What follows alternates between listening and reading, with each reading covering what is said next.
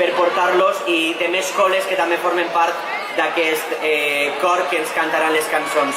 Ara de seguida m'agradaria donar pas a la persona que gràcies a ella ha pogut ser possible aquesta nit i en les altres 22 que portem, la tenim així baix. Com sabeu, sí que demanaria per a ell, abans que començara, un fort i calorós aplaudiment perquè s'ho mereix el gran Marcial Martínez, que el tinc portarem 22 més perquè això al final ho has creat tu i esperem que així siga i que continuï. Ara en seguida li donaré pas a Marcial, després cantarà el cor de xiquets i de xiquetes que tenim així dalt i tots vosaltres les cançonetes que s'han pogut recuperar d'aquesta nit del Farolet. Després el grup de danses Canyamars obrirà amb una xicoteta dansada hacia mitad de la plaça en companyia del grup de Tabal i Dolçaina i ja a partir d'ahí començarem la cercavila, tancarà l'Associació Musical Canalense i una vegada finalitzi el recorregut hacia l'avinguda Vicent Ferri repartirem aquest xicotet regal i premi que tindran els més venuts de la casa. Marcial, quan vulguis... Bona nit i benvinguts a la nit del Farolet. Canalins, canalines, xiquets, xiquetes i veïns i veïnes de la nostra comarca de la Costera. La importància d'esta nit la tenen tots vostès. Jo vaig posar un granet d'arena, però vostès han posat un tràiler d'arena i això per a mi és molt important. La nit del Farolet naix en l'any 1998.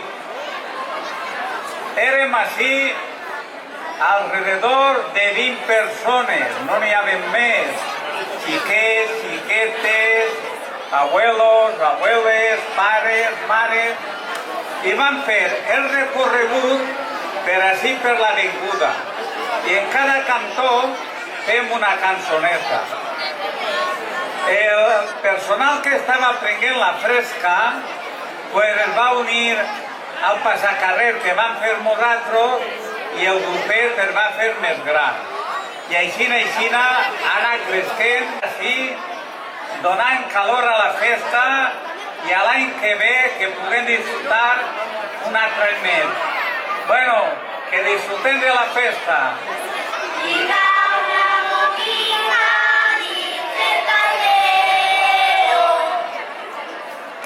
Sereno, la sol que